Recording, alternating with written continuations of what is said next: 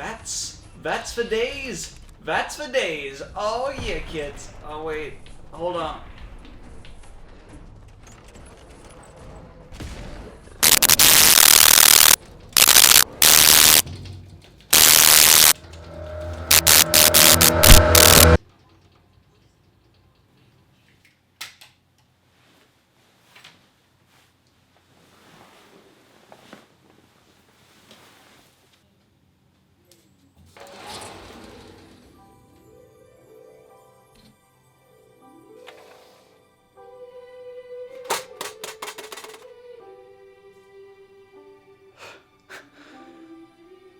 A Digivice. Do you know what this means? Do you know what this means?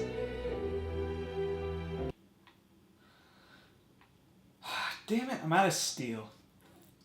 So when I was a kid, Digimon was pretty much all I cared about. I used to get so excited for Saturdays when the new episodes would air that I'd wake up at 6 a.m. and watch infomercials for an hour just to make sure I didn't miss any of my cartoons. Some of those early mornings are actually like my fondest memories.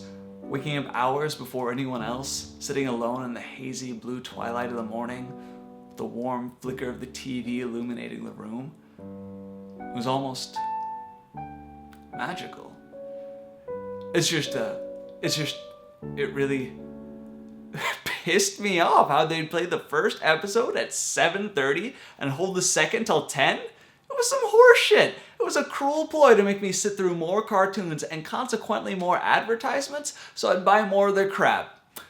Well, you got me. 15 years later and I'm still buying your shit. Like most internet arguments in the 90s, our story begins in a shady chat room. But unlike real chat rooms, instead of being filled with racially insensitive comments written in leet speak, this one is chock full of exhibition. Here we overhear some randoms and their appropriately Japanese avatars. Seriously, guy? A bowl of ramen? Gossiping about the latest goings-on. Akino, the little pink, ghost thing, I guess, asks the others what they know about Digimon. We're told that in this game's world, Digimon are programs used by hackers to conduct their less than savory dealings. You know, things like crashing corporate websites, stealing credit card information, emailing your internet search history to your parents. Psst, the incognito window is not as safe as you guys think. The programs just happen to have avatars that look like monsters, hence digital monsters, which is shortened to Digimon, as the duck aptly points out. Anyway, before too long, a hacker disguised as an Eden mascot enters the suspiciously profanity-free chat room bearing some exciting news. Log into Eden tomorrow and I'll have a wonderful gift for you. But really, you absolutely have to, or else we're gonna hack your shit. Our hacker then pieces out faster than an exhibitional device that has served its purpose. Wait, what? And we are then made aware of which avatars we no longer need to pay any attention to. These guys. Akino assumes it's probably just some Eden promo event, but is still excited to attend. One of the guys in the chat, Blue Box, nonchalantly agrees to go with her because, of course, he's the cool guy in the hood on the cover. And after watching everyone else nope themselves right out of the chat, we are left with our hero, who answers the journey's call in the most nonchalant fashion possible. Sure, I'll go. Now, you're probably thinking to yourself, Caleb, you've been throwing around the name Eden a lot, and if Sunday school taught me anything, it's that there should be a lot less peaches dressed as businessmen, and a lot more naked people eating fruit and engaging in non-coital relationships with serpents. Eve, I swear to God, if you eat that fruit, I'm gonna make pregnancy suck so hard for you, you have no idea. Eden is essentially the Internet 3.0. It's a cyberspace that users physically enter to go about their normal internet activities. Things like going shopping, telecommuting, and connecting with friends via social media, all essentially in person, are conveniences boasted in the game's intro. But let's be real here, come on. The internet is for porn are the truest words ever to win a Tony. Eden is accessed via Digivice, which, as far as I can tell, is functionally a cell phone. They can be purchased at any electronics store and can make calls as well as connect you to the internet. All of a sudden I'm feeling just a little less special about receiving that Digivice. Made in 2001? Pfft, please. This thing's not even USB compatible. Digimon, Digital monsters, Digimon, check my email. So anyway, after creating your character, and by that I mean selecting a gender and a name, we are thrust into Eden in search of our chat room buddies. After a brief introduction and search in the main areas of Eden, we get a call from our hacker friend telling us we're late meeting him in an area that he hadn't even disclosed to us yet. Dick move, bro. Dick move. After a little asking around, we make our way to the promised meeting place. Let's just say you end up way south of the tracks. Anytime you find yourself doing deals in a creepy abandoned playground, it is time to evaluate your decision-making skills. Here's where we first meet our chat room buddies IRL. Wait, no, not really. IDW? IEDAN? Ah, jeez, this cyberspace garbage messing with my acronyms. Anyway, we get a nice introduction to our cast, and guess what? Arata, the hooded guy, is a mysterious loner who's too cool for school. And Nokia, our little pink ghost, might as well have been named Moody McBossypants. Classic. Shortly after establishing these character archetypes, our hacker buddy shows up with our promised gift. And to my great disappointment, it was not a sweet Force FX Kylo Ren lightsaber.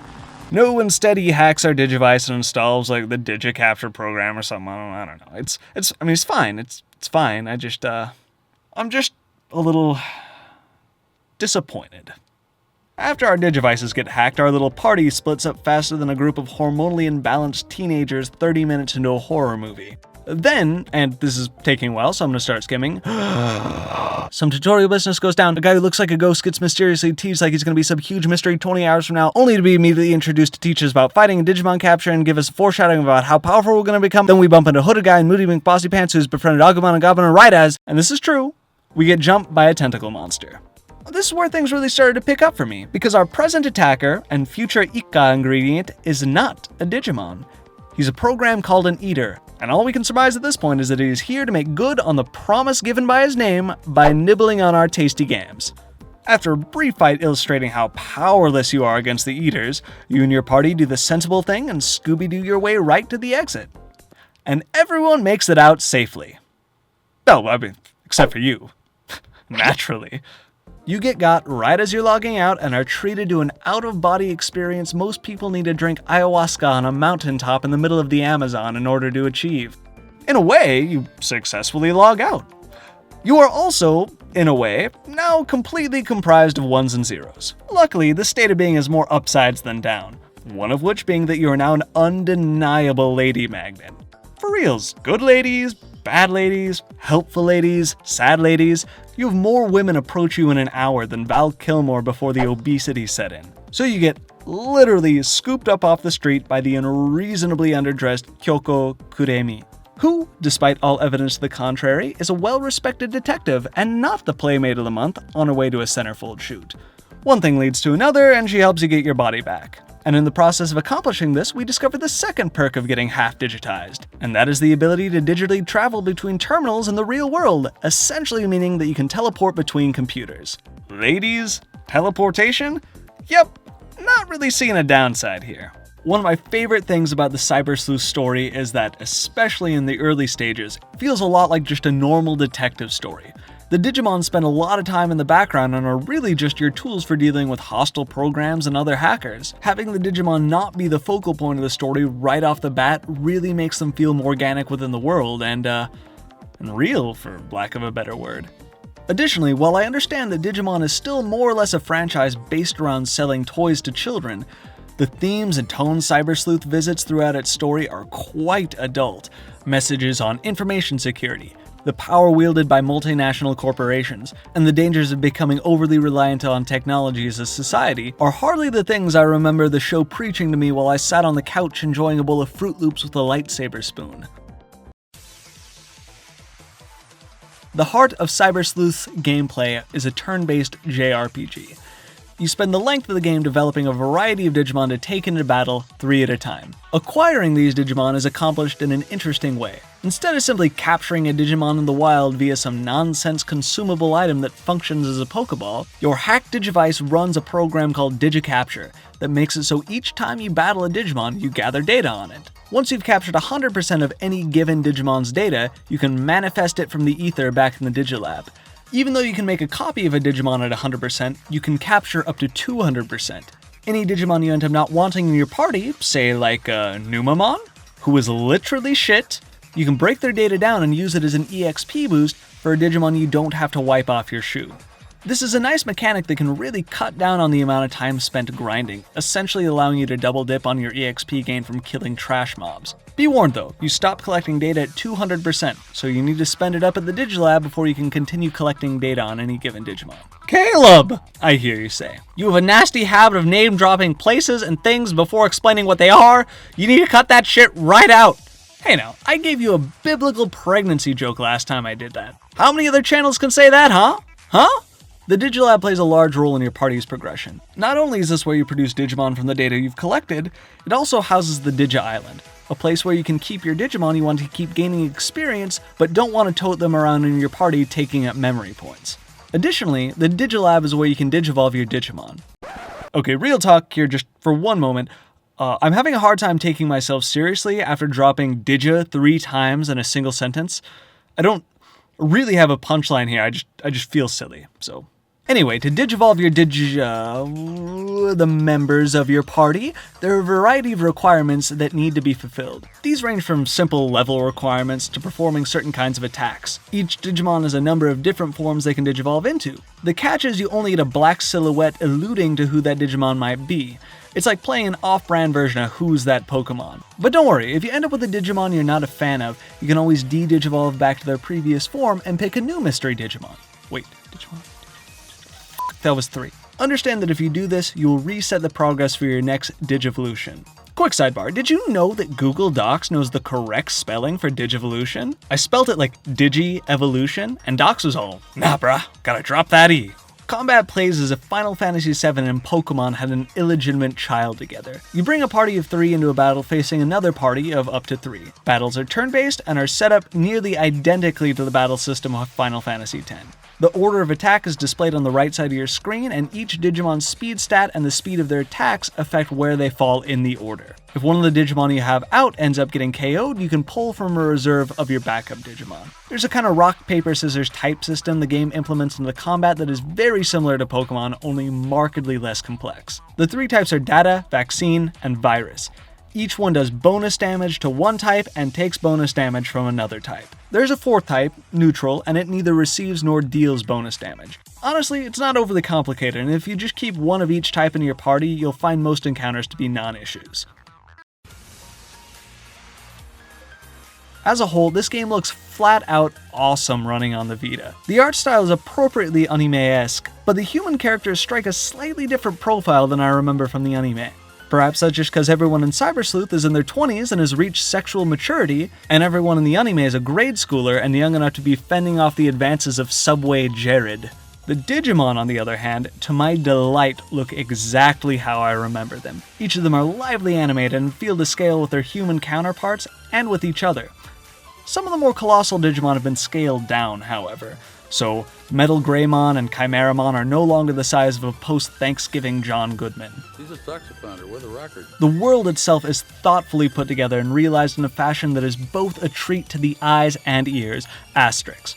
There are 3 different areas you occupy throughout your adventure. The first is the real world, which is largely well-known areas around Tokyo such as Shinjuku, Shibuya, and Akihabara. The recreation of Tokyo here is just about spot on. Not just the visuals though, the sound design of the real world is perfect.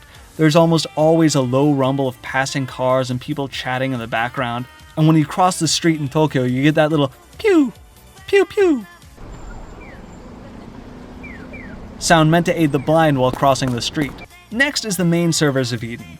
I know a lot of other people are going to make this comparison, so I'm not going to pretend like it's particularly clever or insightful, but the main server's design bears a striking resemblance to Oz from the film Summer Wars. Everything from the wacky avatars to the overwhelming use of white dotted with bright colors, all the way to the red outline everything in Eden takes on. Personally, I find it quite fitting and have no problem buying into this version of the internet. I'm also quite partial to the whole red outline thing, I don't know if you noticed. And last is the bottom layers of Eden. This section of the world is largely similar looking black and blue linear hallways littered with hackers and more Digimon than Digipedia could euthanize in a year. Okay, I've said a lot of positive things about Cyber Sleuth so far, and to be sure, I've meant every word. However, I want to take the time to make it abundantly clear. The music is... how do I say this? There's a kind of psychological torture called white torture, which is executed by placing a detainee in a state of extreme sensory deprivation for an extended period of time.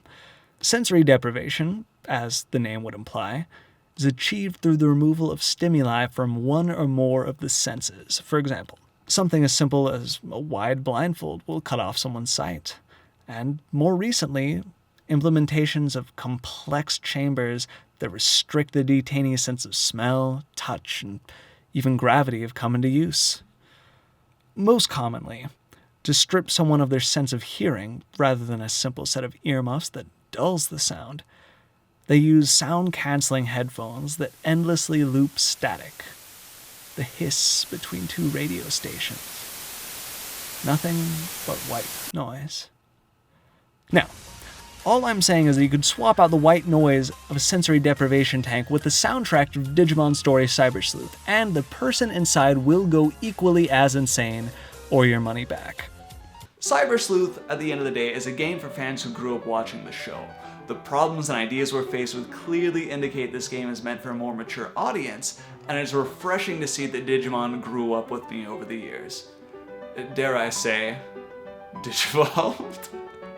The intriguing story, enjoyable combat, and impressive roster of Digimon more than make up for the incredibly forgettable techno soundtrack, the constant loading screens, and the mundane side quests. If you're a fan of Digimon and looking for an excuse to relive this section of your childhood, get your hands on a copy of this guy, because this game is gold. Now, if you guys will excuse me, I think there's a world that needs saving that I've neglected for far too long. Shut up, Preston! I will get to those settlements when I feel like it. God damn! Annoying! Save the wasteland. Alright guys, thanks for checking out my video. I hope you enjoyed it. If you did and you want to give it a like, I would really appreciate it. And if you want to subscribe for new videos every month, please go ahead and do so. I'm on the precipice, so if you subscribe now, you can be one of the hipster kids and say like, oh yeah, I was subscribed to him back when he had 5,500 subscribers. And yeah, it'll be cool. Something you can hold over future newbies' heads. I don't know what I'm saying. Anyway, special thanks to Shonald Bulsk for loaning me some footage. I had an issue and he totally bailed me out. So if you want to see a complete playthrough in Japanese with no commentary, go ahead and check out his channel. I got a link in the description. Thank you very much. Super appreciate it. And yeah, in the meantime, I guess we're done here.